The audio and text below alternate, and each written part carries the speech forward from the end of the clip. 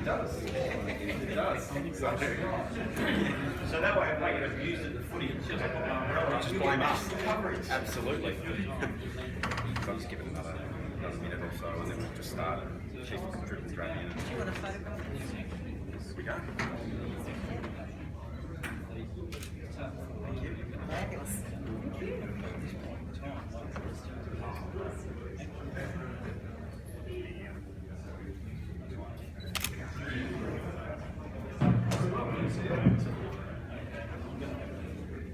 Okay, just another 30 seconds, we'll make a start. So if you want any final bathroom breaks.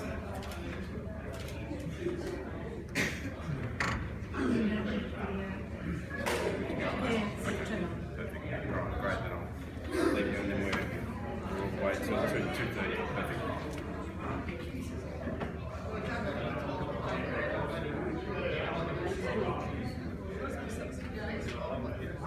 Okay, we want to grab a seat. We might start things off.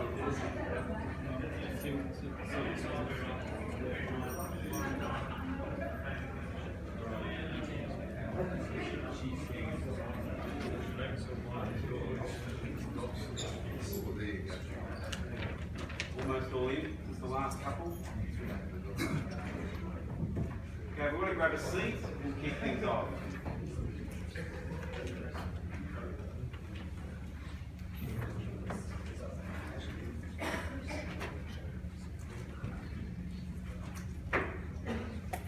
Okay, thank you for coming back. I realised how attractive lunch was to probably stay down there for another 15-20 minutes, but appreciate you coming back on time. So, just by way of introduction, it's great to have Sue Elson speak to us today on leveraging and mastering LinkedIn as an advisor. Just by way of background to Sue, Sue is currently an independent LinkedIn specialist providing consulting and training on the topics of LinkedIn, social media and marketing to individual clients and organisations worldwide. She has also provides a variety of LinkedIn and career advice services for local and international companies, teaches at 2 educational facilities, and provides business consulting services to private clients internationally. The reason why we wanted Sue to speak today, and I've seen Sue speak at IMC event, I think it was. Sue did a fantastic job there. Was when we obviously did our surveys on the AMSF days and the needs, it was quite interesting. People wanting some really practical insights in areas like mastering LinkedIn. And as I said at the start of the day, it's just become such a critical platform for us all. So we've got very practical insights from Sue today. So keep pace, and I'll hand over to Sue to kick off the rest of the day. So put your hands together. Thank you, James, and I'm really glad you said keep pace because I was here at another conference of finance and treasury professionals last year in November, and I said, I reckon I've got the smartest group in the room. And so they all smiled and I got them engaged immediately. And so I thought, what am I going to say at this conference? And I thought, well, surely business advisors are smarter than finance people. Because you do more than finance. So really fantastic to be here. And I'm really passionate about LinkedIn. It's my favourite online platform. Obviously, I still believe your website's more important than LinkedIn. I would never rely just on LinkedIn, but definitely it's provided lots of advantages to me. And by the way, I'm not employed by LinkedIn, I'm not paid by LinkedIn. I'm completely independent of LinkedIn. And James said he really wanted some practical stuff, so that's definitely what I'm going to do. So luckily for me, I've been here since this morning, so I don't even really need to tell you these things because obviously most of you have already been willing to raise your hands for voting. I'm one of those people at conferences who hates having to put my hand up, so I thought I better encourage all those introverts there to put your hand up at the right moment. Be willing to contribute your best tips for the benefit of other advisors here, and be willing to take action. My first book, I wrote 3 books of 80,000 words each in 2016, and they're down the front. They're going to be door prizes later. But the first one starts off with be willing to take action. There's no benefit of you coming to this conference if you don't actually take action. And isn't this the joy of computers? They just go on you. Okay, and also see this as an opportunity for learning both for yourself and for your clients. So it's not just for you as advisors, but also there's going to be plenty of things here that you can pass on to your clients. So by way of background, my career started at Westpac 6 days after I left school in year 12 in Adelaide, and I got stuck in front of a computer in 1987. I moved to Melbourne and started consulting in 94 and started my first website online in 2001. Done lots of other things, but started helping out on the LinkedIn space. Even though I joined LinkedIn in 2003, I started providing specialist services in 2008. Barry Jenner is a regular attendee at Camberwell Network that I've run every month for 5 years, and Newcomers Network that I started is still running. I host monthly events for people who are new to Melbourne, etc, etc, etc. My most recent award was as a top writer on Quora.com, but be warned, if you don't save your answers, they may be deleted, so don't get too excited about that. But also another really important component of what I do is a lot of voluntary work, and I've learned an amazing amount of skills and techniques and lots of fantastic opportunities. Even in one of the discussions today, we were talking about making sandwiches at the Jamboree, and what I learned about productivity even from that exercise. So, and I do quite a lot of free presentations as well. But what I'd like to start off with is really an understanding of the general principles of being online. And I imagine that Tim Martin's probably going to share some of these concepts with you tomorrow, but I think it's really important that we match the online world with the business world. And what counts is the size of the database, and LinkedIn is definitely, pretty big. And also you need to understand the concepts of algorithms and the way that overnight things can change. So you might have heard that the Facebook algorithm changed last year, and a lot of people almost went out of business, and some even did go out of business because they were relying so much on their traffic from Facebook that when the algorithm changed and they didn't get the reach, they lost an enormous amount of business. So, you have to play the game, but not play it to such an extent you waste your time just chasing the algorithm all the time. You're also sending out signals from what you do online, and they're trying to match your behaviour and provide you with the content that they believe is going to be most relevant and useful for you. Obviously, when Microsoft acquired LinkedIn in 2016, they're probably using all sorts of machine learning and artificial intelligence to again try and make you engage with the platform and stay on it longer. So you may have noticed more of a push towards looking at the news feed. But can I have a show of hands first up? How many of you spend more than 15 minutes a day looking through the news feed on LinkedIn? 3 people in the room, right? So if you're thinking about that as an advertising technique, forget it. Because people are not using the news feed to, actively participate and gather information at this point. Also, what you need to understand with anything in the online world, all content is simply a version number. So what you've produced today is a version, what you produce next year could be a different version. And you also need to be very strategic for your target audience. There's no point trying to reach everyone on LinkedIn. You're much better off targeting who's going to be most valuable to you. And another thing that's happening in the online world is recommendation and reviews are becoming more and more important. So people will actually go to Google and type in Sue Elson and reviews. And I've made sure that if people do that, they get information. And I've bribed millions of people, well not quite millions, to write me reviews, and I've still only got 32 of them. But even still, what comes up with reviews is my website. I've got a plugin on there that shows the rankings, and then obviously my LinkedIn profile's there as well. So, there's this opportunity. If people are assessing your enterprise or your skills and they type in the word reviews, you want something to come up. So it's obviously not LinkedIn, but it's just another point to keep in mind. Okay, so what else? You also need to remember that unique and authentic content is always going to win out over just junk, you know, filling up the newsfeed. And you do need to keep learning and taking action. When I was 29, I got sacked when I was pregnant, and I realised as soon as I'd had the baby, I was in demand. And then, of course, I realised, well, that's very interesting, but by the time I'm 40, I could be out of date. So I've made a conscious effort to continually learn and still be able to provide value.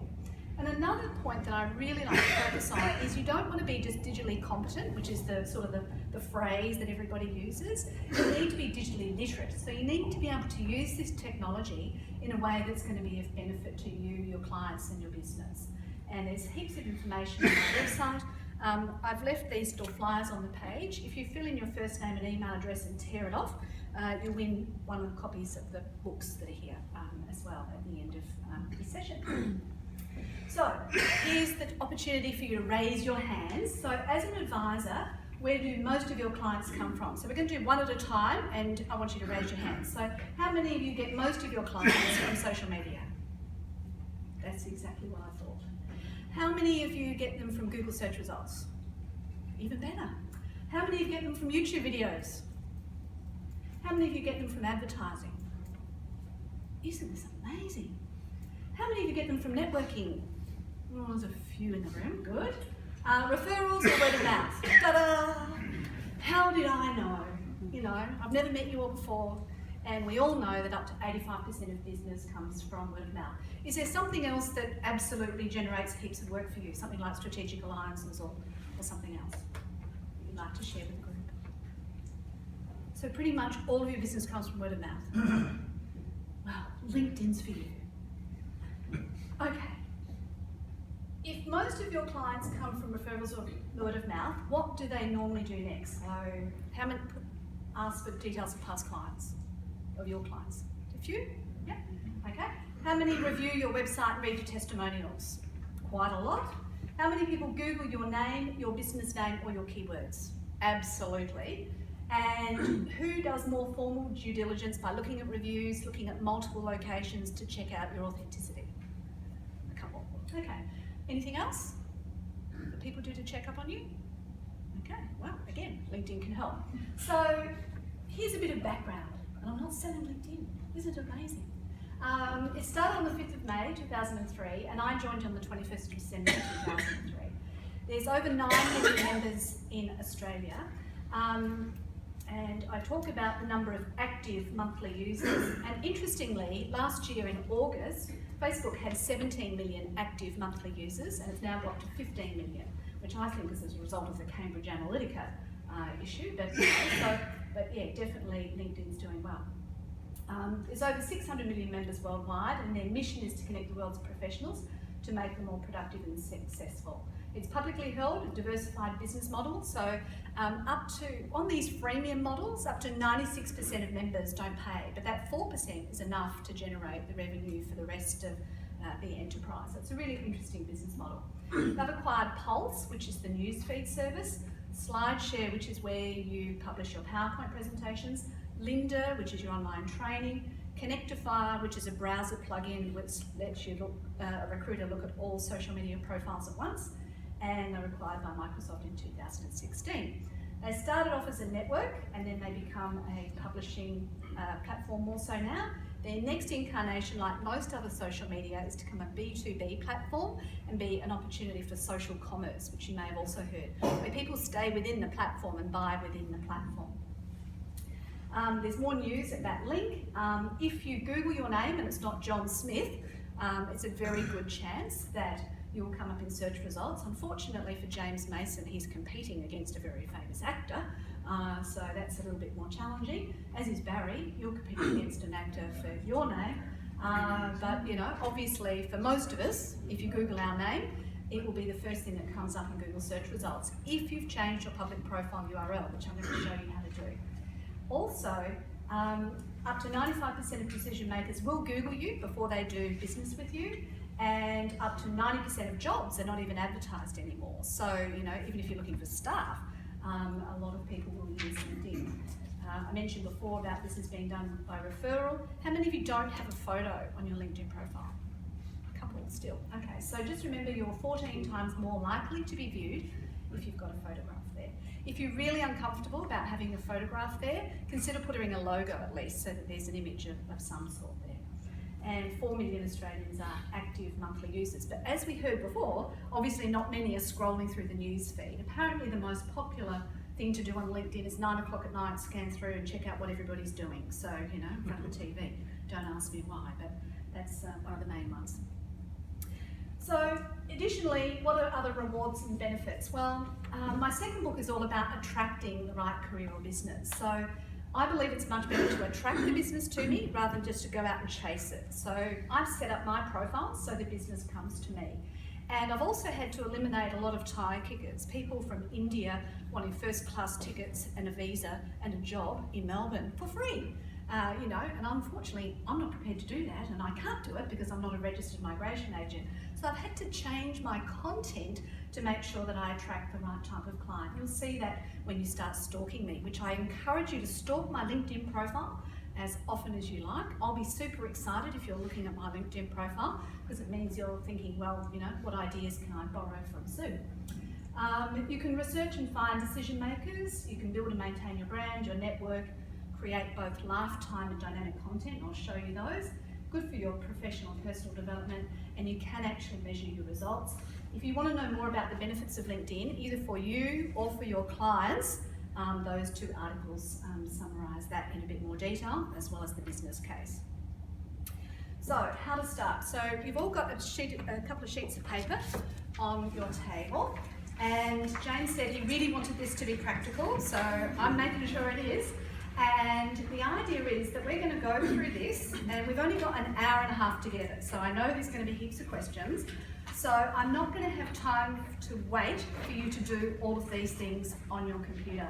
But if you have a laptop and you're signed into LinkedIn, there's free Wi-Fi here for the Sheraton, you're welcome to try and do some of the things whilst we go through this. If you've got a tablet, I encourage you to open LinkedIn in the browser of the tablet rather than in the app on the tablet.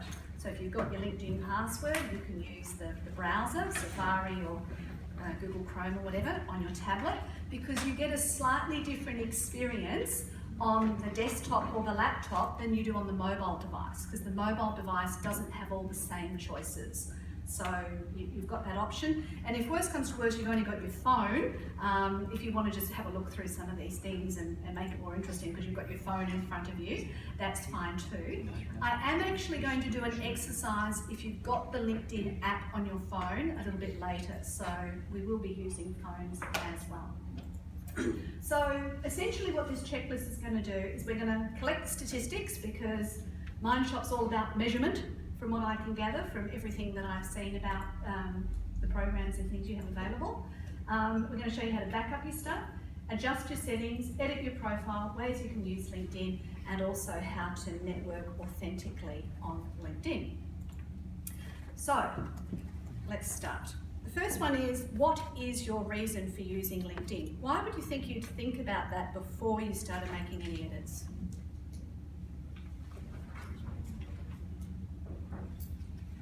Change your approach. Change your approach, yeah, and just do what it is. How many of you thought it was just a service for putting your resume up? Yeah, it's a lot more than that. There's an expression, it's not your resume, it's a resource, you know, so think of it a little bit differently. So what we're going to do is we're going to start off, bless you, when you log in, this is the screen you'll get. And I can see here that 900 people have viewed my profile in the last 90 days. Can anyone beat that? No?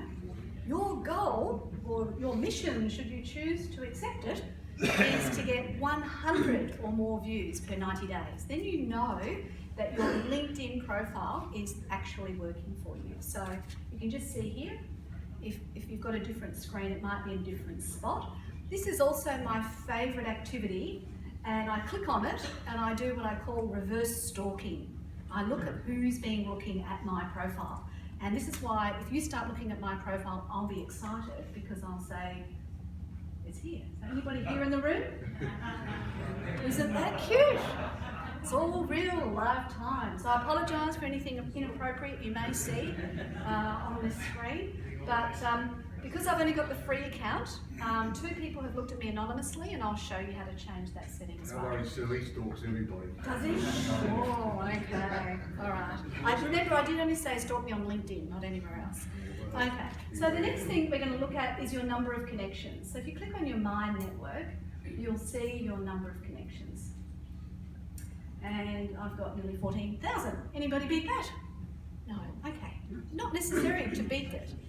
What you need to do is think about your purpose and why you're connecting to people. So the number is not important, but it is a real-time number only. So if you're going to go into a client and help them understand how to use LinkedIn, you want to collect all these metrics at the beginning of your assignment with them, and then again afterwards. Yep. So I'm increasingly getting connection requests from people I don't know I've never met. Yep. And previously I've taken the view of only connecting to people I've met.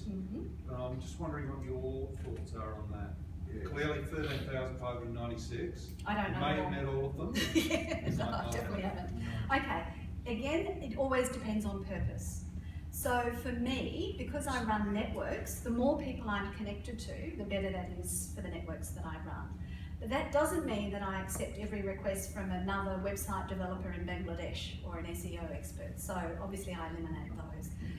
The benefit of having more people in your network is you are more likely to come up in search results for people in their network. So if I'm looking for a business advisor and you're in my network, then you're more likely to come up first before somebody else does. So that's the benefit. But again, I don't say yes to everybody. And also, if they start spamming, I immediately report them and I block them, because those people are a nuisance and they have the potential to ruin the platform.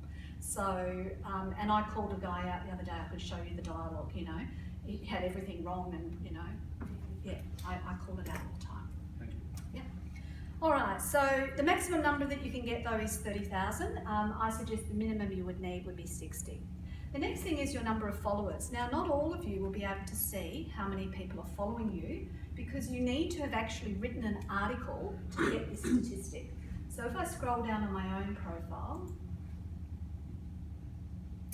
you'll see here 908 viewed, and here's my number of followers. So even though I had under 14,000 connections, I've got 14,084 followers. So it'll be interesting with Tim, you know, he's quite well known for his social media, so he'll probably have even more followers than he'll have connections. So people will say, we want to get Tim's updates, so, you know, there'll be more followers than that. So again, these are metrics that you can record and then show from there. Now, you can also have up to 50 skills and endorsements, and that changed recently, and I had loads and loads of votes. I'm not lying, I'm telling the truth, I can show you my backup file. But when they upgraded the platform, all my votes disappeared, which was not good news. And I reported it and they said, that's a known issue. Bad luck for me. So anyway, we go down and we'll eventually find it. Skills and endorsements. So you can choose 3 that are your most popular, and I've chosen to focus on my LinkedIn skills, even though I've got several other skills.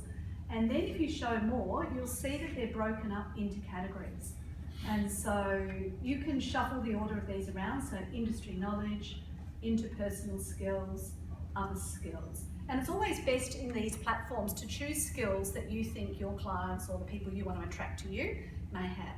So if you really want to specialise in a particular area, I'd probably suggest you only have 20 skills that you try and get endorsements for.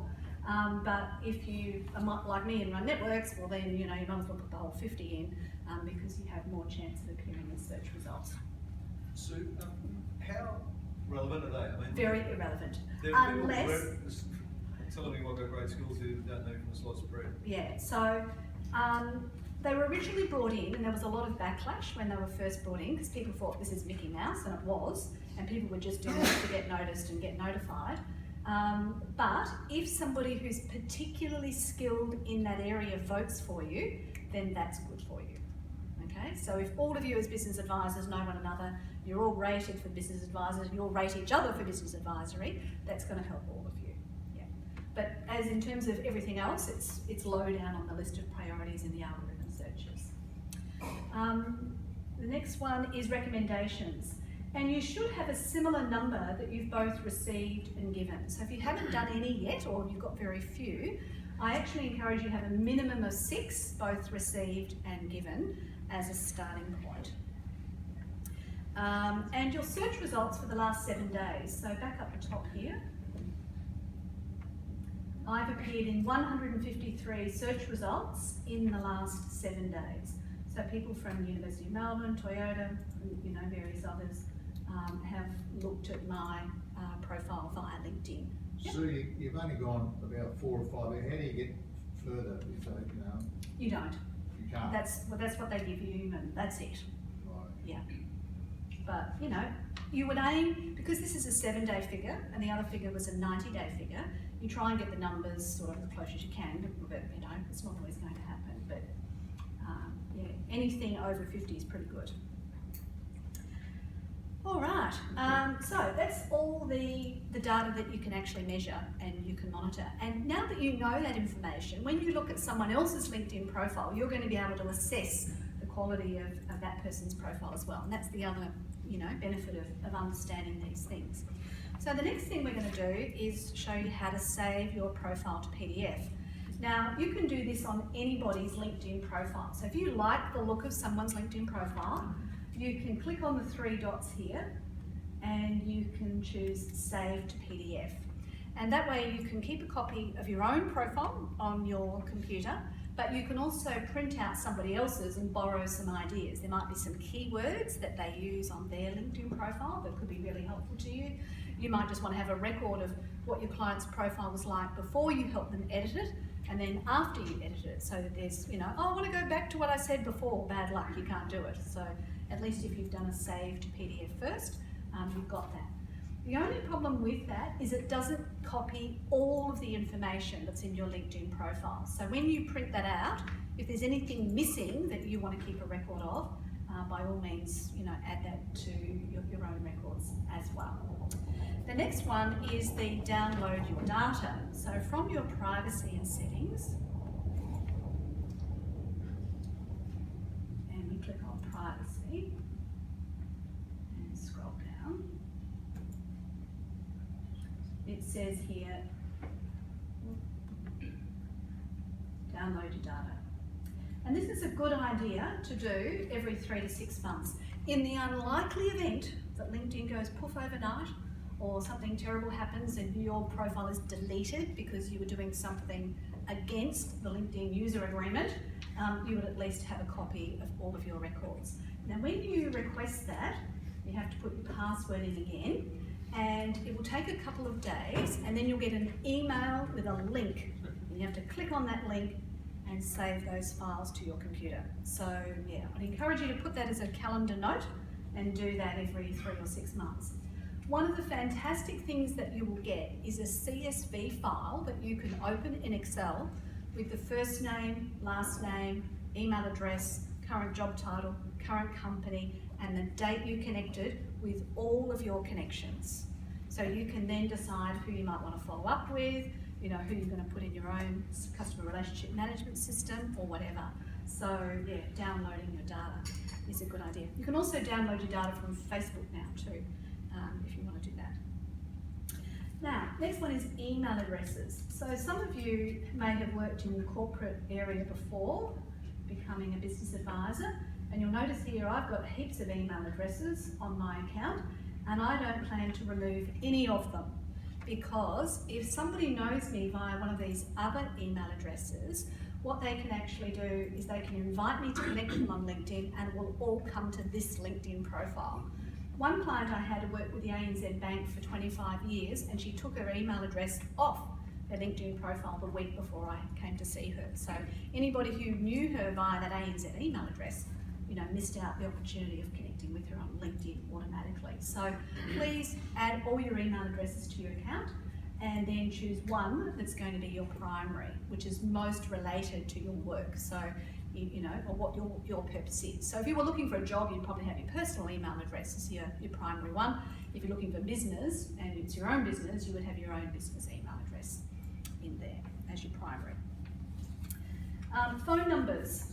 One of my clients was a young woman in her 30s, and she'd been out on lots of dates, and all of those numbers were in her phone, and she added her phone to LinkedIn, and I guess you can tell what's happened next. They were all invited to connect with her on LinkedIn because she accidentally pressed the sync, S-Y-N-C button. So of course she was terribly embarrassed by the whole process. So if you're going to add your mobile phone number in, be very careful watching the buttons that you don't automatically sync. So all of these platforms are like megalomaniacs. The more people in the database, the happier they are. So they will always be trying to scour all your emails and scour your contacts in your phone, etc., etc. So please be careful. They say here it's just in case you have trouble signing in, but we all know that our phone number is going to be our identifier in the future. So, you know, just be warned. My phone number's all over the internet, and it only rings usually with the spammers, which I can't stop, and people who want to do business, because my message is really, really clear. So I'm quite happy to have my phone number available. Some of you may not. You may just only want to have your email address. Again, all depends on your purpose and what you're trying to achieve. Next setting we'll look at is autoplay your videos, which is under account. And if you're mobile a lot, the last thing you want to do is be scrolling through your news feed and autoplay videos here. Have that changed to no, so you don't use up all your data just watching videos on LinkedIn. So you can change that one. And the next one is to manage your active status. So we'll go back to privacy. You can choose here who can see your email address, and I've said everyone on LinkedIn. Why would you have a LinkedIn profile and not be contactable unless they connect with you? So I've definitely chosen everyone on LinkedIn can see my email address. I've also said everyone, all my connections can see who else I'm connected to. But if you're concerned about people stealing business off you, you can change that to only you. Yeah. And also, viewers of this profile also viewed, you must turn this one to no. And the reason that this one is so important is if people look at your LinkedIn profile on your phone, as soon as they scroll past your details, it will say people who looked at Sue also looked at James, Barry, you know, and all these other people. So it's not a good look. You don't want to be promoting everybody else who does exactly what you do. So please turn viewers of this profile also viewed to no, unless it's late at night and you want to do a little bit of espionage and find out who you're competing with. You turn it on, check it out, and turn it off again. So yeah, who can see your last name? I've changed that. Profile visibility, you can choose these options. Here is where somebody, I think it was Maggie, asked me, can I look at people anonymously? So stalking other people. This is where you can do that. I only turn this on an as-needs basis. So if I'm looking for somebody on behalf of a client, I'll sometimes go anonymous before I look at their profile, but most of the time you'll be able to see that I've looked at you. Manage your active status. This is the one that's on your list. So I've decided that my connections can see when I'm on LinkedIn, but not everybody, not all LinkedIn members. Also, if you're going to make lots of changes to your LinkedIn profile, I usually suggest you turn that one to no as well. Any questions on the settings? Do they default to yes, do they? No, they're all different depending on, you know, what it is. So it's worth going through and just making a choice on some of those, yeah. And some of them have multiple choices, so yeah, there's those particular defaults. Any others? Any of those people who have looked at your profile, is there any way of digging further into Sue? For argument's sake, it might be a consultant, it might be Russell. Yes. So am I able to dig into that and find, oh, it's just Russ Cummings or whatever? If you've got the premium account, you'll be able to see the last 90 days worth of people who've looked at your profile, provided they did not look at you anonymously. If they looked at you anonymously, you'll never know who it was, even if you have premium. So, but yeah, you can only see who it was. You can't necessarily know what time, what parts they looked at, none of that. Yeah. So will you be discussing freemium versus premium? I'm on the free account, and the premium account, I only recommend if you have done everything I'm suggesting here first. Because there is no point, you won't come up in search results just because you pay the money. If you're a business advisor and you don't mention business advisor anywhere on your LinkedIn profile, you're not going to come up in search results, even with the premium account. So you really have to do all these free things first.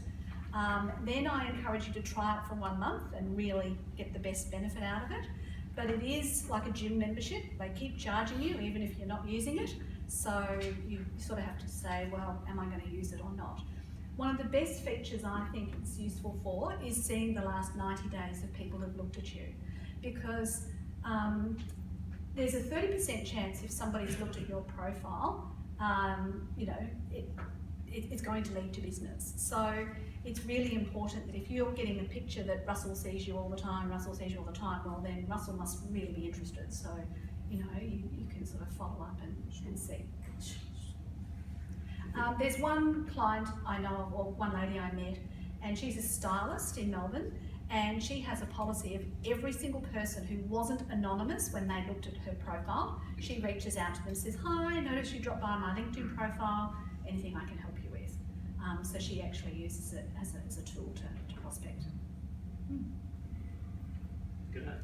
I can actually share that. I had someone search me about 5 or 6 weeks ago, and I saw it come up, Yep. and I contacted. I said, "Notice you had search.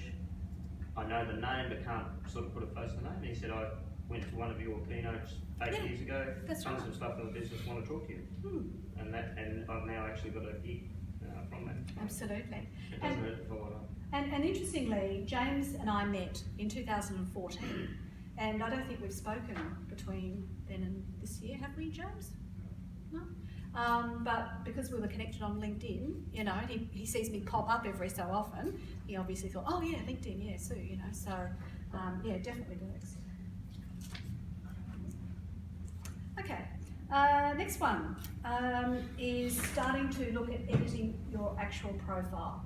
So on your profile, when you visit it, there are various things that you can do. So obviously your photo that I've already mentioned is one of the most important things, but the most important, if you want to be found in Google search results, is this one on the top right here, edit your public profile URL. So if you haven't already changed this to your name, you will not be optimized for your name in Google search results. So if your name is Bill Ryan, and you haven't changed your URL to Bill Ryan, what Google search results will say, here's a list of all the LinkedIn profiles of the name Bill Ryan. They won't look specifically for Bill Ryan. So if you Google me, Sue Elson, because it's in my URL, I absolutely come up in search results. If your name, like Bill Ryan's, not available, what you can try is putting a dash between the words. That never used to be available, but it is now, so you can put a dash between the words. Or in James Mason's case, there was lots of James, so we went with 4 number 8s, because I think that's what you had on your Twitter profile or something. So we changed it to that. But you do need to edit this URL and not just have the standard one that LinkedIn gave you. If you've been handing out your old LinkedIn URL on your email signature or your business cards or something like that, don't panic. It will automatically redirect to your new URL if you do change it. Also on this screen, you can also decide who can see what. So if some terrible disaster occurs and the tax office are after you and you need to hide or something, I don't know. What you can do here is you can just turn your public profile visibility to no. So you don't have to delete your profile, you can just sort of go incognito. If you do delete your profile, after 30 days it will never be recoverable. So please do not delete your LinkedIn profile. If you want to go incognito, just turn it visible no. And then also decide what bits of your information you want to have publicly available as well. Okay, so the next thing that I encourage you to change is your contact information. So we actually did this on James's profile. So rather than show you mine, I'll show you James so that you can see what this looks like.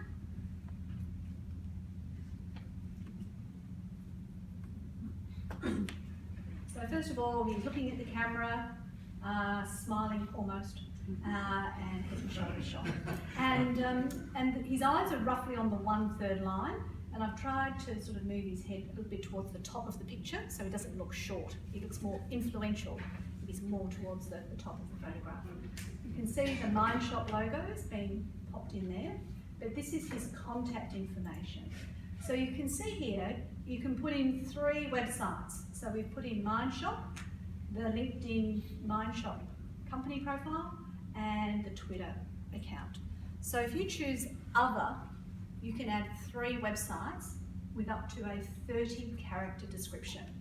So why not get a direct link to your website, your LinkedIn company page, your profile somewhere else, if you're part of a professional association or something like that. So I really encourage you to fill up that box with 3 websites. You could also, like if you're a member of CPA Australia, you could link to your CPA Australia profile if you've got one there, or even just CPA Australia website, so then it says you're definitely an accountant. And on the next page, the photo, as I said, has to be aligned with your purpose. So this has to appeal to the typical person who wants to become a business advisor.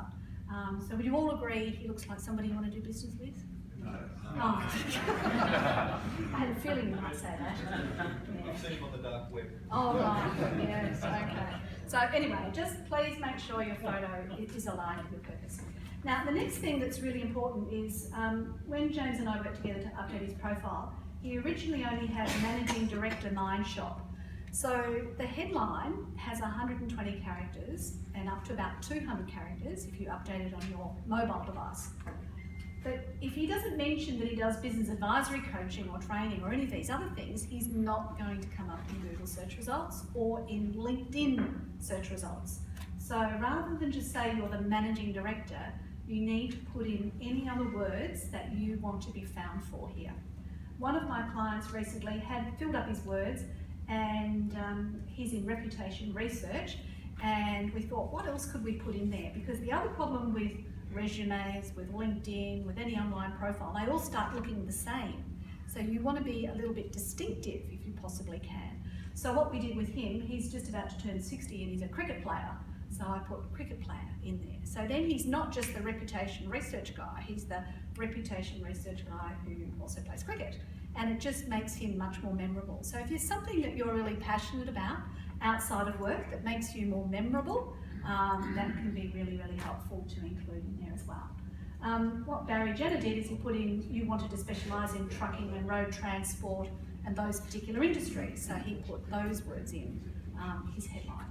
So yeah, you need to think about that. But that is the #1 spot for keywords. The #2 spot for keywords is your job title. So we could possibly change James's again and not put more words in there. But again, the more often your keywords appear throughout your profile, the better that is. So you'll see the word trainer or training in multiple spots on my LinkedIn profile. So I want people to find that information in there. And the first few words of the headline and the first words in any title on any device are the most important. Now the other thing we did is we changed the summary, which is just under here. You can see that there's the first 3 lines.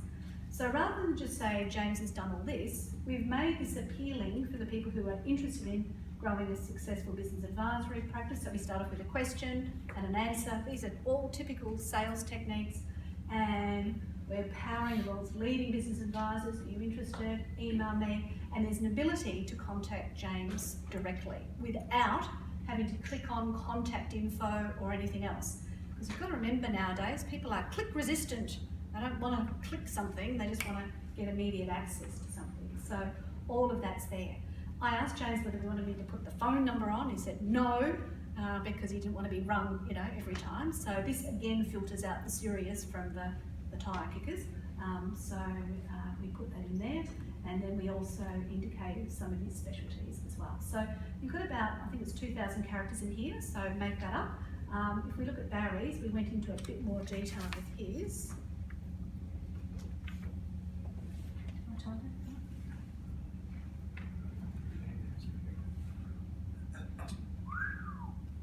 So we just put a plain background in there. Barry's online with a green dot there. And he's got some videos in here as well. Could you update that photograph, maybe it was taken about 20 years ago. Yeah, and you can see here that he's put in a lot more details about his services, his industry specialisations, his mentoring, his presenting, focusing on simplifying the complex, etc., etc. So your summary can be used, you know, in a bit more detail there as well. Okay, next one, your experience, and this is another good example. Barry's talked about in here a lot of the information about what he's done in the past. Credit to the Mindshop facilitator. These could have a bit more detail. Please feel free to look at mine for more information. I usually suggest that you start off with a description. So if there was a standard description that you could use for Mindshop, you could definitely try that. So to see how this looks, I start off all of mine. I won't do that one, I'll do the next one. So established on that date, this is what I do, here's my tasks, here's my achievements. Because it's my own enterprise, how to connect on social media, and contact details. Now, if you're in a senior business advisory role, I'd say you really strongly focus on the achievements and things that people will say, yep, I get it. And if they can do that for others, then they can do that for me. So in recruitment, we're taught past behaviour is a predictor of future performance. So if you can say increase sales on average by 25% year on year, or you know, something like that, without giving away any commercially confidential information, that's a good idea to include as well. Also in your education section, and you'll have to probably dig out your academic transcript, I just suggest, because I don't know, how many people are here from Adelaide? Oh, only a few, okay. Yeah. Well, you obviously know the University of South Australia, but lots of other people don't.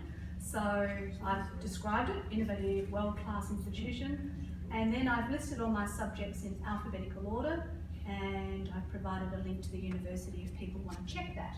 So you might think, well, what's the point of that? Again, keywords. One of these subjects here is business ethics. And I've worked with a number of lawyers, and all of them are responsible for governance, risk, and compliance. So what I could have done, because it's just a dumb, stupid database at the moment, is I could have said topics included governance, risk, compliance, and then I would have my profile optimised for those additional keywords. I would never ever lie, but if those subjects were included in my business ethics subject, I could then add them in as topics as well. So when I was on the dating website, I said I'm not interested in anybody who's into horse racing, gambling, poker, I don't know, something or other else. And of course, what happened? I got all of those people who liked horse racing and gambling because the stupid system didn't see the word not, right? So you've just got to remember, if the word is in there, there's a chance of you being found for it. Okay? Next one, volunteer experience. So lots of people do voluntary work, and it's really important. The more boxes that are filled in, the better. If your voluntary role is also related to your professional career, you can put it in voluntary as well as in professional experience. So you can put it in twice. So when I was actually serving on the RE State Council, I actually had it in my professional experience section as well. Next one, endorsements. I've already mentioned. Make sure you make your top 3 the most important. Get 6 or more given and received recommendations. And then in certifications, and Barry's quite good at this, he's added a few in.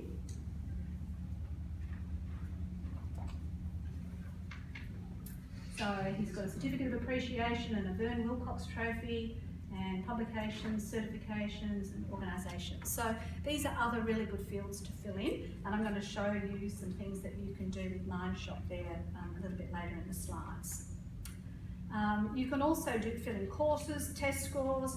You can follow particular companies. So obviously, I'd encourage you all to follow Mindshop. And yeah, any questions on filling in your profile? So just with the logo, Yep. the Mindshop logo, how did you do that? Whereabouts? When you had on James's page, his image and then there was the... Oh, okay. So I created an image which was 1536 by 396 pixels or whatever. So if I just go to mine, if I try to change this here, right? It says 1584 by 396 pixels. So that's the dimension of the image. So I just had a white image, put the Mind Shop logo on and put it in. Yeah. Yeah. So you can make it whatever you think's relevant. Also, when you do, check how it looks on the phone, because sometimes it doesn't look quite right on the phone. So always just check that stuff. Any other questions?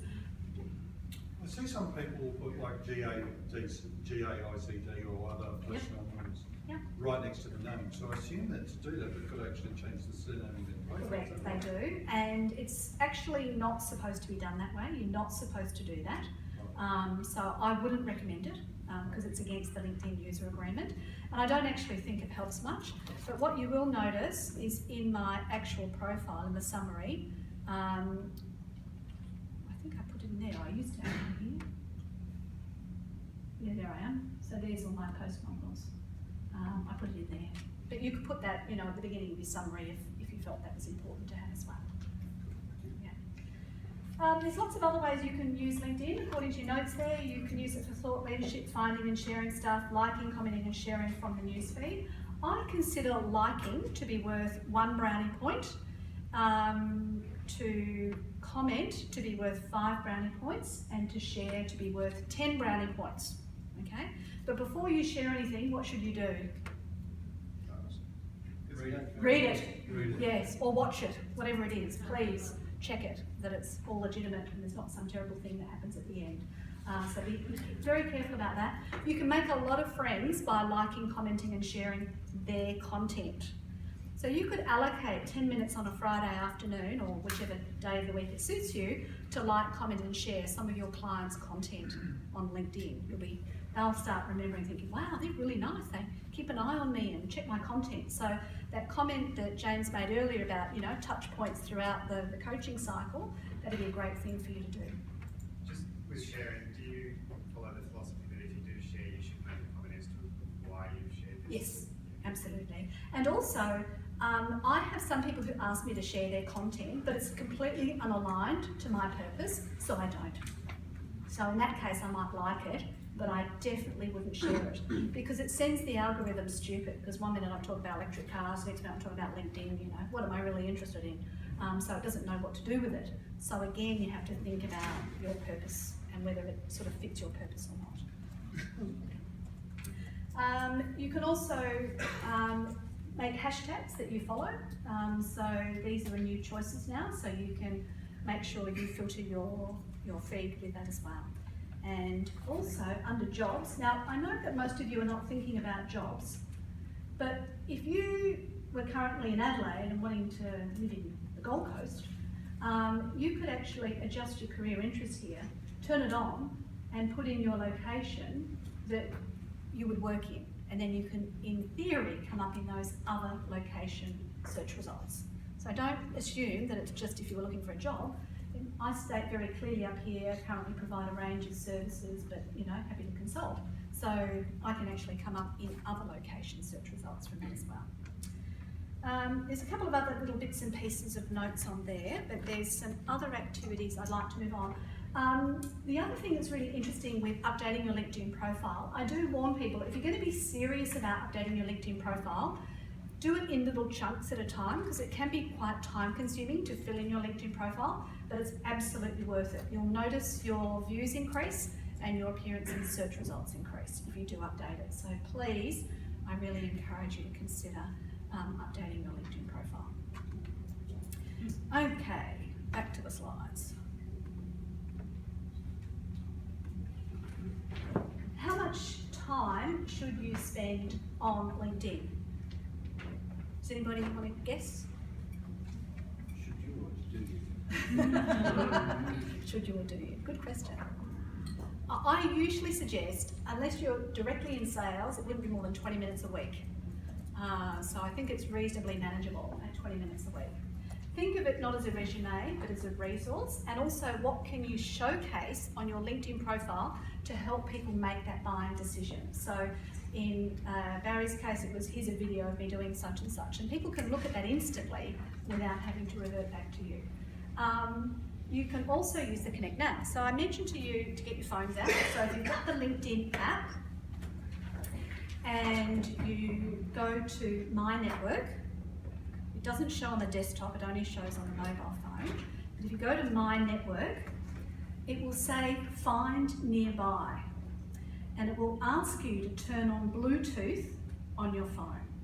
So I did this with James just in the lunch break. So James, you're going to see everybody in the room if they turn on Bluetooth, and then you can automatically start connecting with all the other people in the room. So if you go to events, this is a popular thing that's done at events. Everybody turns on their LinkedIn and they all start connecting with one another at the event through that live Find People Nearby. Now, a lot of people haven't turned that Bluetooth functionality on, so for now, unless we all do it, you know, you're not going to see everybody, but maybe if you turn it on during afternoon tea, you'll be able to start connecting with the other people in the room without having to go around and physically saying, you know, hello, I'm Sue, and so on as well. Where is it? So it's under My Network, and then underneath that, you'll see Find Nearby. I'll give you a minute to have a play. And you have to turn Bluetooth on your phone.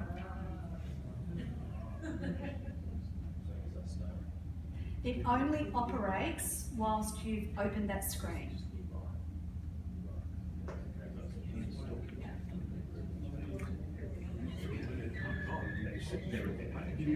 Anybody popping up? Yeah, it's amazing, isn't it? Good party trick.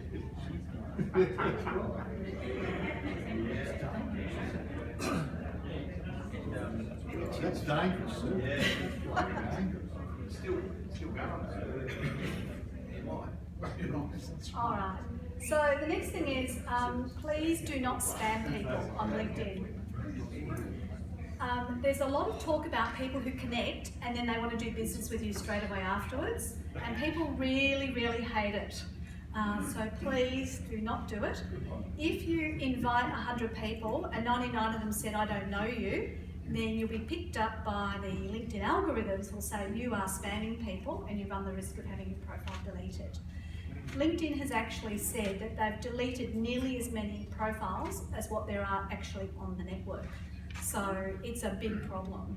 So please do not spam. Do not try and send one message to multiple people either. Because if you send one message to 3 people, all 3 people will then see all the replies. And it just goes on and on and on. So please do not bulk message people either. It's much nicer if you personalise them anyway. And show up online and in real life.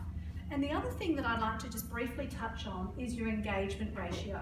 So often in business, we think it's all about getting my message out, but it's not. It's actually about responding to the message that's coming in as well. But obviously, we don't all have hours and hours of time to, you know, engage with the content that's out there. But if your engagement ratio is 0 and you're always broadcasting and never liking, commenting, sharing anybody else's content, then that's not going to help your content go viral. So what can help your content go viral at the moment, what I've noticed, is that if you attach a photo to your post. So this morning, after I realised it didn't work the first time, I sent out a post and I've already had 251 views of that post. And what it was a little bit of a blurb, so it likes a bit of text, speaking on the topic of leveraging and mastering LinkedIn for advisors at the Mindshop. So I've pinged Mindshop by doing @ and then typing Mindshop and selecting it from the screen of the Sheraton Resorts, and I put in my hashtag. So there's a few photos I took this morning with my name tag. And already I've got 6 likes. So if you guys all like that, it will go even more viral, and we'll get the name out for the conference again as well. And normally on conference materials, I see the hashtag, and I just guessed because of what you posted the other day, James. Is your hashtag MindshopCon18? Yeah, so if you can add that to your posts that you're doing at the conference, then we'll all come up and we'll all go more viral, and that'll get the brand out, you know, even further. So, you know, definitely encourage you, if you want to like, comment and share, add your thoughts, you know, what's been most valuable, get the discussion going, and then it can go further and wider.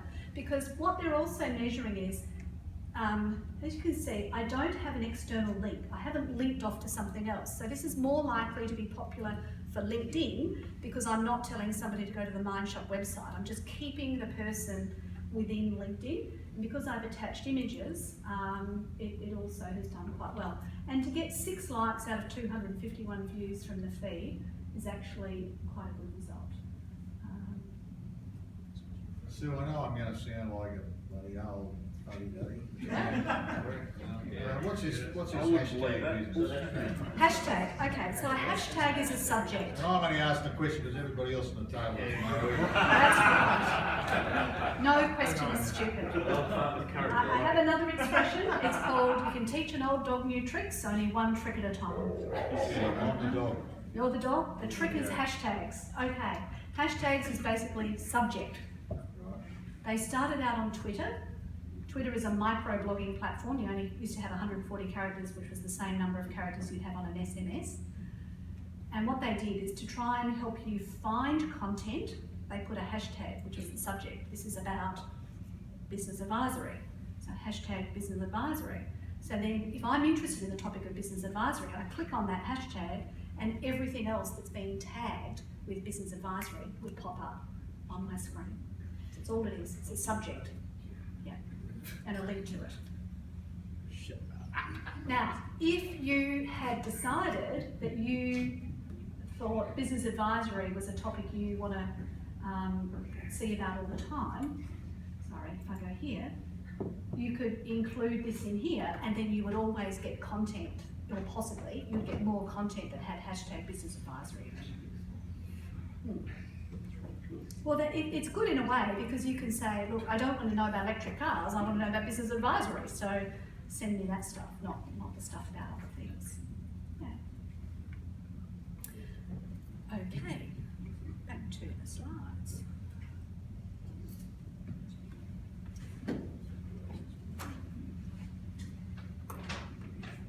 Okay. Mindshop examples. So what I'm going to do now is I'm going to Google James Mason Mindshop, and then I'm going to Google Mindshop and show you what happens on Google to just prove that LinkedIn can work for you.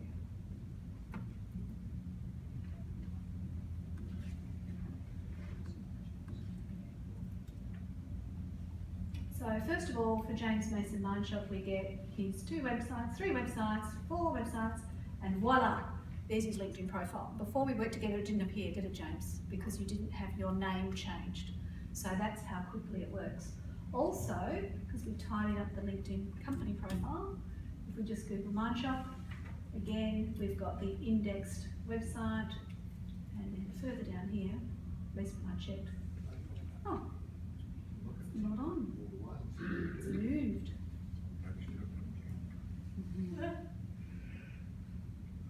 Barry's there.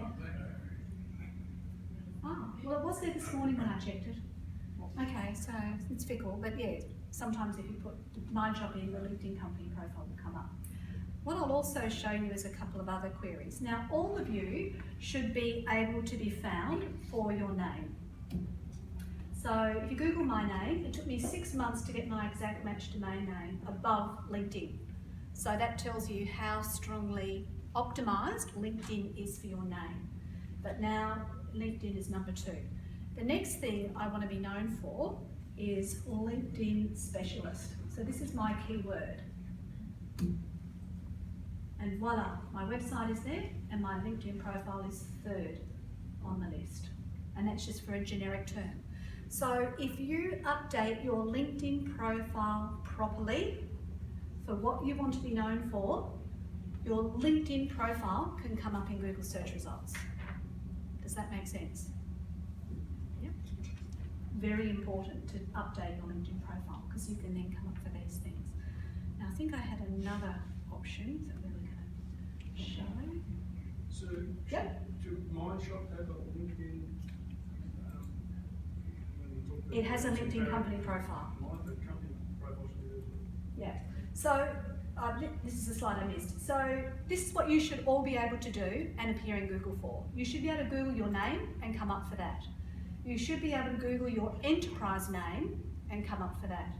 You should be able to Google your keyword specialty, your Google keywords topic, your Google location, and eliminate your tyre kickers. So if I Google Camberwell Network, Tough Love Unemployed, and LinkedIn Camberwell, you'll see an example of this.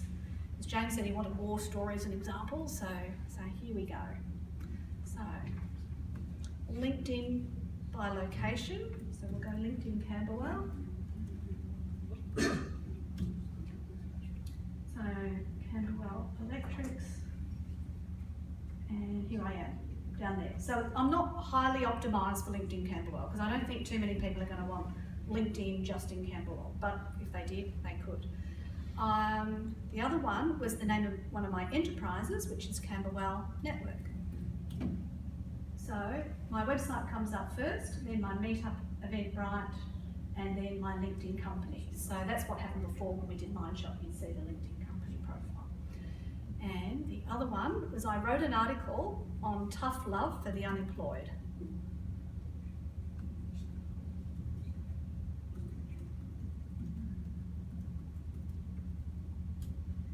So this is an article that I wrote on LinkedIn, and it's #1, page 1 of Google search results. So the first one I wrote was for people over 50, and then somebody said you should write one for people under 30, so I wrote one for them. And last week I wrote one for people between the ages of 30 and 50, which hasn't been indexed. But you can see here that these are performing particularly well because they're #1 and 2 of search results. So if you write really good articles on LinkedIn, they stay there permanently and can appear in Google search results. So it can be a very powerful publishing platform for you. So you published that? On LinkedIn, yeah, You as publish an that on the article. website as well? Not yet, but I will, because Google only wants one copy of content, it doesn't want duplicates. But what I've noticed is some of my articles have been so popular that LinkedIn have de-indexed them from Google, so you can't find them on Google. Because if you did LinkedIn for journalists, my article beat theirs, so they de-indexed it. So yeah, that's why you have to choose something not related to LinkedIn because they can de-index it. So how come yours has got a warning but Tony Abbott's doesn't? Mine's got a warning. Oh no, that's my text in the article. So yeah, if you look at it, that's a good point, thank you. I've never seen that before. So what I do is I say, this article may challenge you and your view of the world, read at your own risk. It's for information and inspiration purposes only. Yeah, that's just the text that's in the article. But good point, I'd never noticed it. You might have, worded it. Yeah, that's a really good point. Just to read it, Yeah, there you go. Nice, so, but anyway, it's had 2,500 people look at it. That's why. 30 shares, 41 comments, 81 likes, so it's done pretty well. A lot of people have messaged me about this article too. So that's not a post. Article, not a post. Articles stay there, so that's what I call lifetime value. Whereas posts, that post I did for the Mindshop conference today, I call that dynamic value. So it's current for now, reminds people that I exist. So, you know, when James, he probably saw something that was in the newsfeed that reminded him that I existed, whereas, you know, just publishing an article wouldn't have done that. Yeah. Hope this is all making sense. Yes. Good, good. All right. So I've done all of those. And tyre kicker elimination. Now, I had to be fairly ruthless recently because I had this woman who's in a very high profile position in a large company in Sydney ring me and expect free consulting advice over the telephone. And I was really angry when I got off the phone. I thought, I've got to do something about this.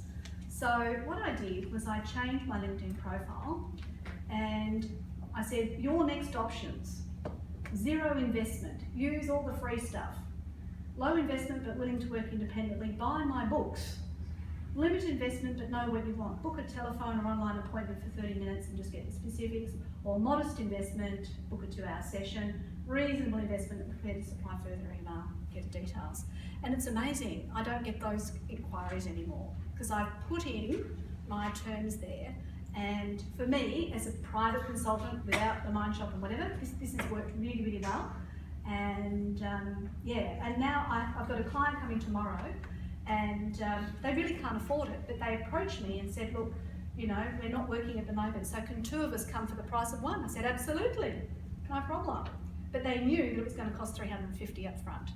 So they knew what to expect. So for, you know, a lot of the clients that I work with, that has worked particularly well and eliminated people that I don't want to work with. So if you've got other messages that can help people self-select as to whether or not they should contact you, whether they're committed to coaching or, you know, they want support, whatever, consider putting that in your copy as well. And this part they read instantly, whereas the summary, they only see the first 3 lines. So you can't fit all of that in there. So that's why I've sort of put it down here instead.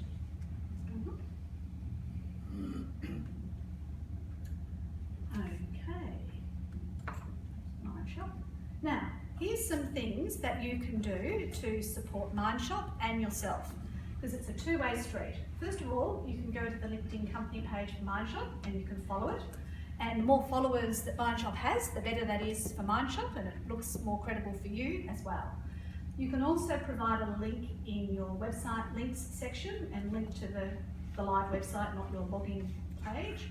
Add in Mindshop in your organisation section, and all of you, seeing as you're AMFS, should be able to add Mindshop in your certifications section, because you're not just, you know, a person who owns a franchise, so to speak, but you're accredited Mindshop facilitators. So definitely consider putting it in your certification section as well. I really encourage you to just put as much description, because again, the LinkedIn profiles that come up more often in search results are the ones that got more bits filled in. So that's going to make the bigger difference for you. I think that's a very good point, Sue, because when I first saw Sue took me through her profile a couple of years ago, I thought she had too much in there. And that was an example I didn't understand, that more is in fact better on LinkedIn, whereas more is less is a problem in other situations. Thank you, Barry. Yeah, so no, definitely. Do I pay you later? No. All right. So James said you guys absolutely run on time, so I wanted to make sure that I definitely finish before 2:30. I'm happy to send you a copy of these slides, the top 20 tips from my first book, that you can win one of these other books. If you write me a review, I'm going to put it out there. You get a digital copy of any one of the books you like, and I can invite you to connect with me on LinkedIn. On your table there is a little thing, and if you write your details on there, tear it off, pop it in the bowl, then I'll get James to draw 3 out of the bowl, and you could win one of the books. I've got a couple here if you want to buy one. They're normally $40, but I offer them for $20 each at a conference. But now I'd like to open the floor to questions. Yes? Sue, I used a thing called Duck Soup a little while ago, which goes and visits other people's profiles on behalf of me. Yes. They put in a link, put in target search and stuff. It was really good because people came back and connected with me. And Yes. it was really fast. And then LinkedIn sent me a really nasty email and shut my site down for a while. Yes. So, is there any way around that? Okay, so what's happened is you've triggered off their spam detection algorithm. Okay, so you're going to have to reduce the frequency of doing that.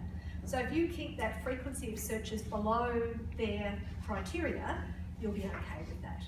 So you've just got to reduce the frequency. Ah, okay, yeah. I'm against that sort of thing because if people start spamming LinkedIn, it ruins it for all of us. So I would never recommend that. I didn't that spam technique. it, all I did was just visit their profile. No, I understand that, but it's still artificial. And see, what they also do is they check the IP address of the visitor, and if it doesn't match where you're located, then that's going to send a red flag as well. So yeah, it's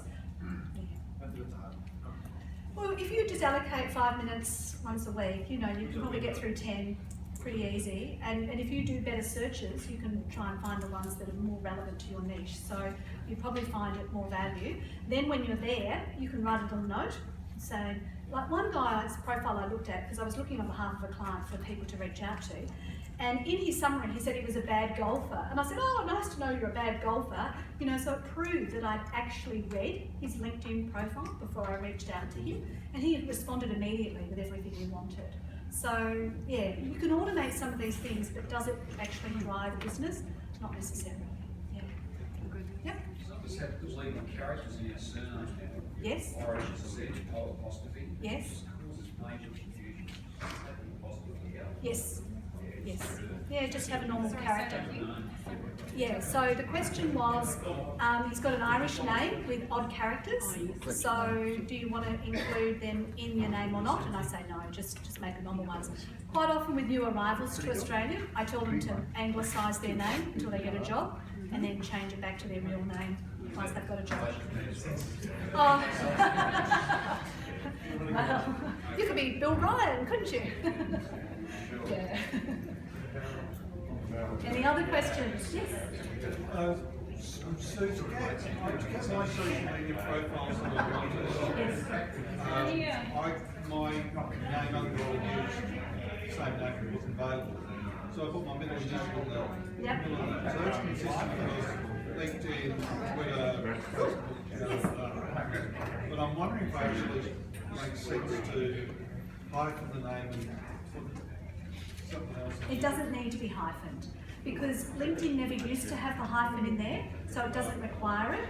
If it was a brand new feature and it was an image name on Google or doing a website, I'd say put the dashes in. But for this, you don't need it. So I'd say leave it as it is. If you just, Leave that I currently have it. correct, because the more URLs that are similar, the better that is. It looks neater than having one with dashes and all the others without.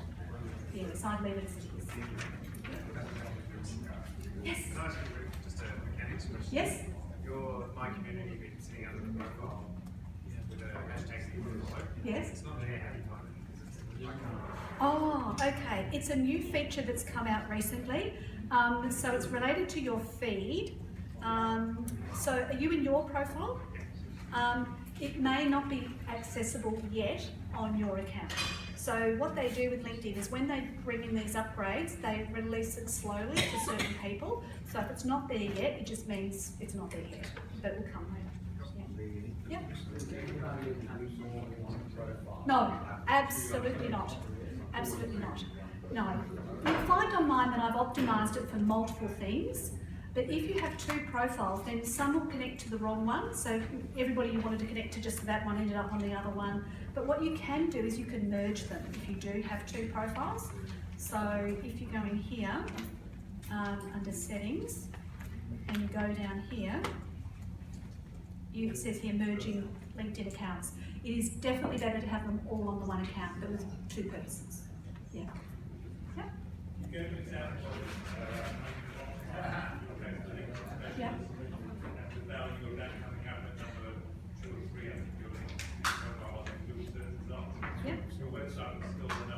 Yes. Yes. Yes. Yes. Did you find value in having a strong LinkedIn URL for that Google SEO? Yeah, okay, so that's a great question. I have Google Plus. Have you heard of Google Plus? If you have a personal profile on Google Plus, there's a section where it says sites. I actually have so many representations on so many different websites that I've had to create a spreadsheet of everywhere I am online, and then I add them all to my Google Plus account. So that way, Google can then decide which of those links are the most important and which ones they'll show in search results when somebody types in Sue Ellison. So yes, I have added in an extra thing, but even with that, it's still chosen LinkedIn as, you know, the most relevant one. So LinkedIn is highly search engine optimized, so that's why I encourage people to do it. One of my clients was a media trainer, so if you typed in media training Melbourne, his LinkedIn profile used to come up. So technically speaking, if you all go home and update your LinkedIn profiles and put the Mindshop details in there, and I Google Mindshop, you should all be on a race to see which ones of your LinkedIn profiles come up when you Google Mindshop. Because, you know, there's a challenge for you. Who can do it? Yeah. What's your view on company profile pages Yes. versus individual, especially if you're a sole trader? Yeah, so I have multiple company pages because of my different enterprises, and one of them is one that I actually call Sue Ellison, you know, because that's what I do, and all of mine have the little swirls. So my company profiles are listed on the menu here, but I'll show you the Camberwell Network one. And It doesn't have a huge number of followers, because I don't actively do it, only 59. But you can put in here some details. And as I was explaining before, I think it's really important. I spent $250 on lunch one day, and I thought, I've got to get value out of this. You know, it's a frightful expense for me for lunch. But it was the general manager of Twitter from Melbourne. And she said if the CEO of Telstra puts out a tweet saying we're doing well, they can actually match it to the stock price. But if the PR department of Telstra says we're doing well, nobody cares, right?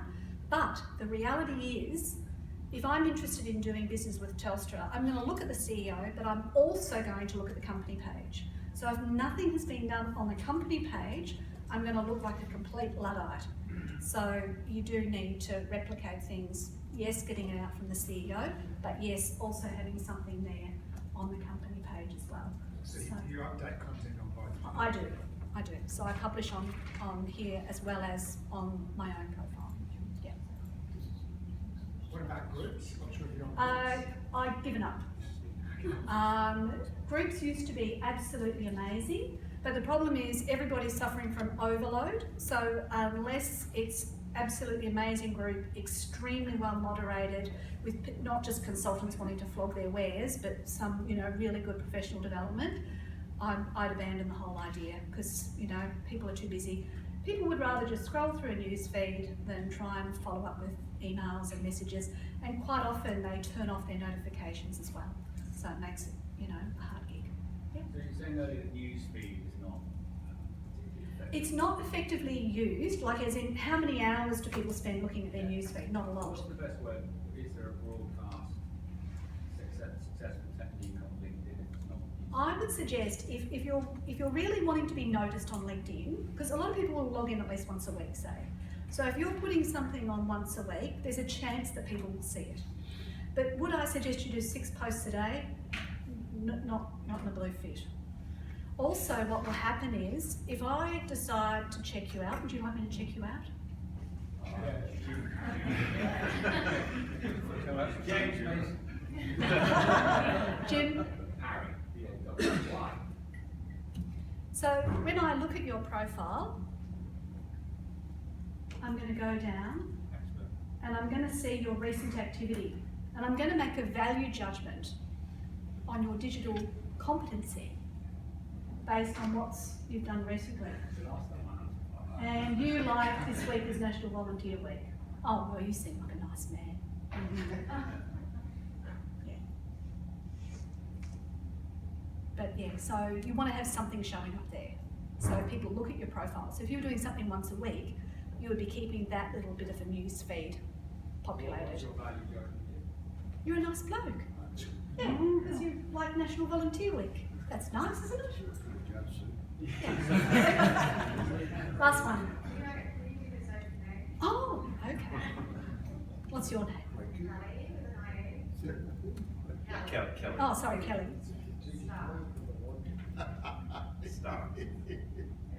Stark. The chartered accountant? Okay, well, first of all, I never put the full body shop in, because everybody, where does your eye go? Body. The body. This is not a good thing.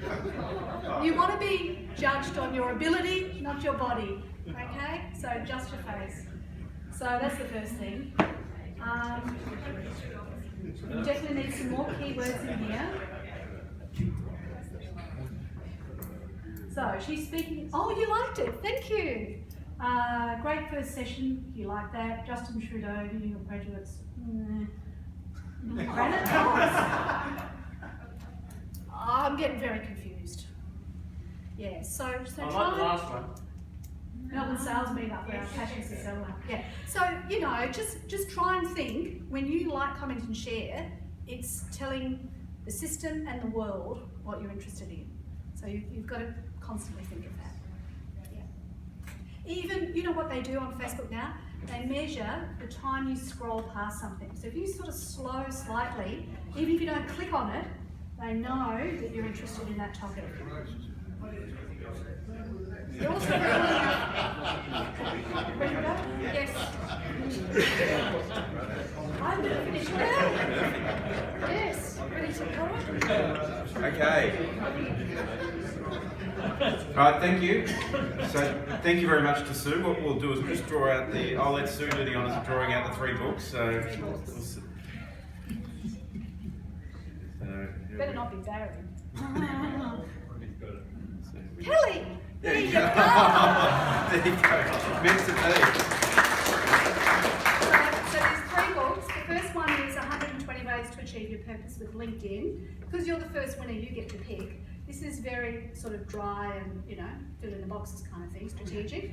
The second one is 120 Ways to Attract the Right Career or Business, which is story-based. And the third one is 120 Ways to Market Your Business Hyperlocally, which is case study-based. I'm going to go story-based. Story-based. Yeah. Why not? There we go. All right. Thank you very much. Number 2. Number 2. Lisa Wilson. Same company.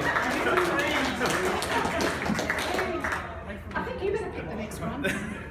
Which one do you want, Lisa? LinkedIn or marketing business? LinkedIn.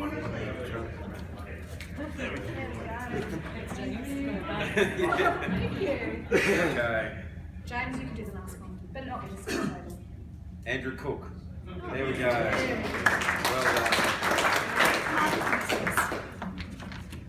So I'll be around. My flight's at 7 tonight. So if you've got any other questions, if you don't want to ask in front of the group, I'm quite happy to answer them. As I said before, I think. Yeah, terrific. Yes, Andrew? All right, just to, hopefully you all found that valuable. I certainly did. It was a great session when Sue took me through just preparing for this, just I guess picking apart the profile, but also to highlight just how much benefit there is in having a really tight profile and showing activity, because LinkedIn is certainly a strong medium for generating new referrals, and obviously the Google zero moment of truth is people searching you online before doing business with you. So I certainly learned a lot of new great nuggets. Hopefully you have as well, because I think as AMSFs it's certainly a key skill we all need to have. So put your hands together again for Sue.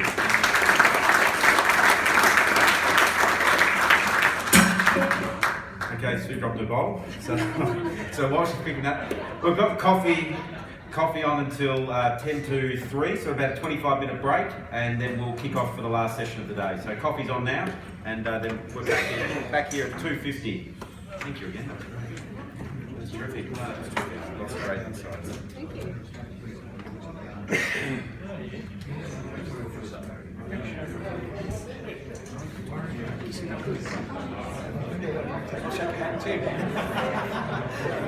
I know you want to.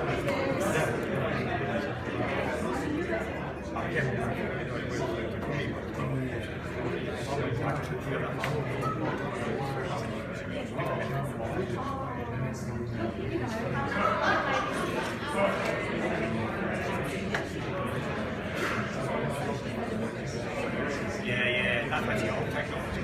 Yeah.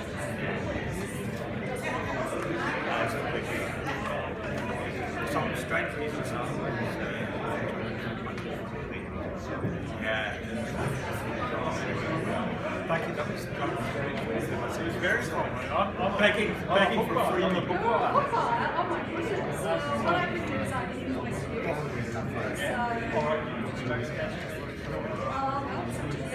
It's easier, but I'd like to. Okay. What I'll do is I'll grab your details so that I can still invoice you and some text And my wife, Shumi, my wife is she has built a profile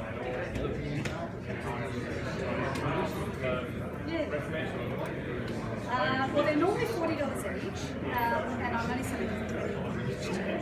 Now, she hasn't done any stuff online yet.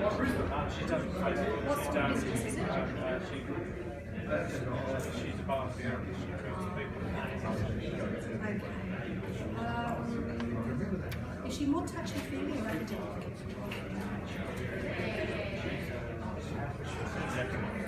Oh, well, stories. If you think she prefers a story with learning, like this one was a marketing competition.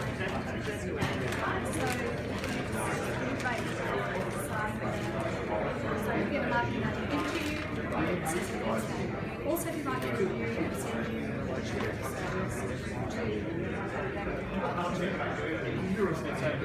I'll walk down the story. okay, so this one, a lot of people have been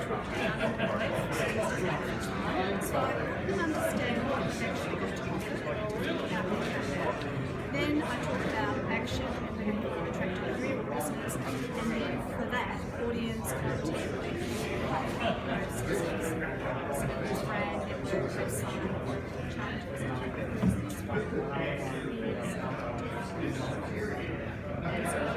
you think about yourself, when you operate a business, product and service first, or your target audience first, how to analyse the market, application, so it depends on. I think that one, if you say she's more technically minded, that one's the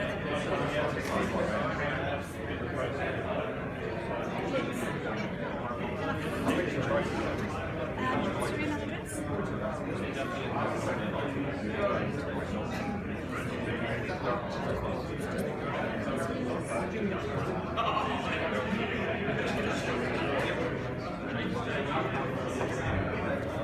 Excellent. Thank you very much. Saves the wait till the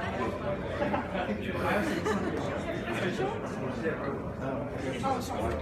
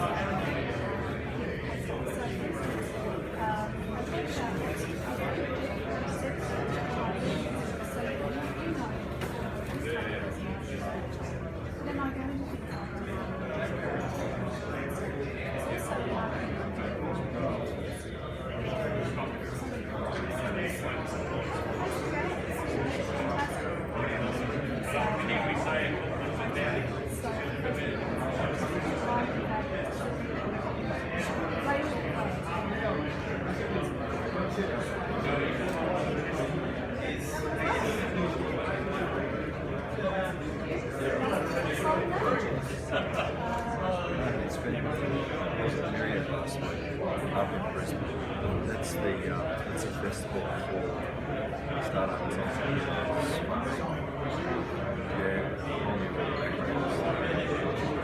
But it was really like they had a plane come over, this Myriad flight, come over from Silicon Valley, and they got Brisbane. So of all the places in Australia, it was just, and I went along and I wasn't in a bad space. I thought next year I would come again, and it would be much better. some people are really situated for that, and you just need to be able to back that up to cement it up. That's right. So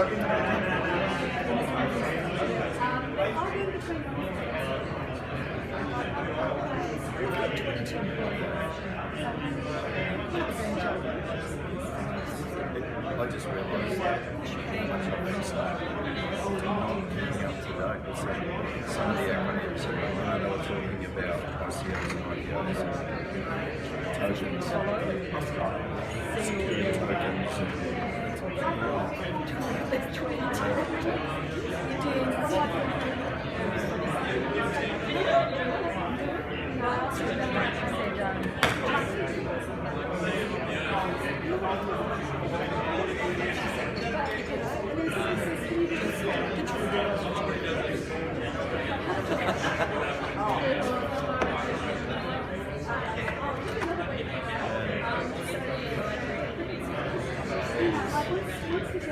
I've been playing with it recently. It's like exercise. Once you're in the league, you get better.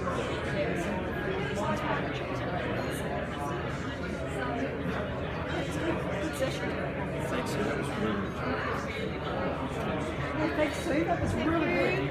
Thank you, Mark. Thank you, Maggie. Are you? That was really good, Joe. Yeah, you enjoyed that. There's lots of good practical stuff. You know, just doing the mechanics of it all. Yeah,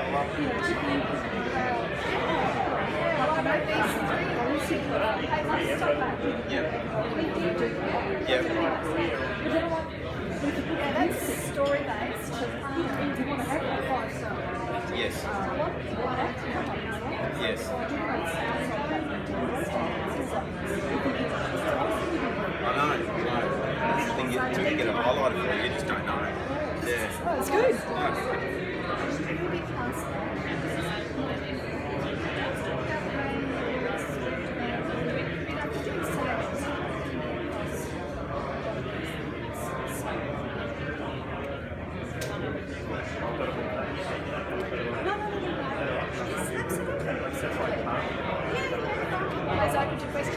So I was pretty proud. I put in my note on my forum.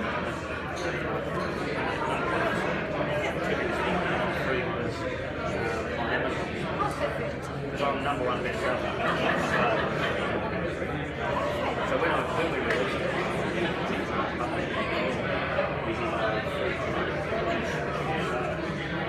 the day we did it,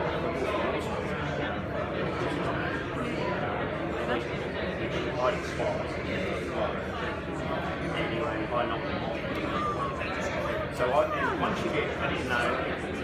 Are you on Google Plus? You really need to get that. Yeah, I picked up on it. I really wrote that up. Plus.google.com. If you've got a Gmail account or next to your business, use that as a profile. And then where's the site? Get a spreadsheet because you've probably got loads of others where my quote is online and just add them. So I want to introduce you to Bob. Hello. And this is all, we've just done a trade. What I want to do is we might set it up with you and I'll contact you directly. Like I was struggling to find it. We're Ballarat, but East White. So, but I thought Andrea's about to do some heavy work around what we're doing in the organisation, around social media. But I thought, because I was following in there, Yeah, I know, but it's I thought a lot to get through. I spoke to Jane, you did like an hour. Yeah. I'll pay you for an hour. Yeah. Just type and stuff. Yeah. So I thought But I have to really do it in important. conversation. Yeah. So is that something you do?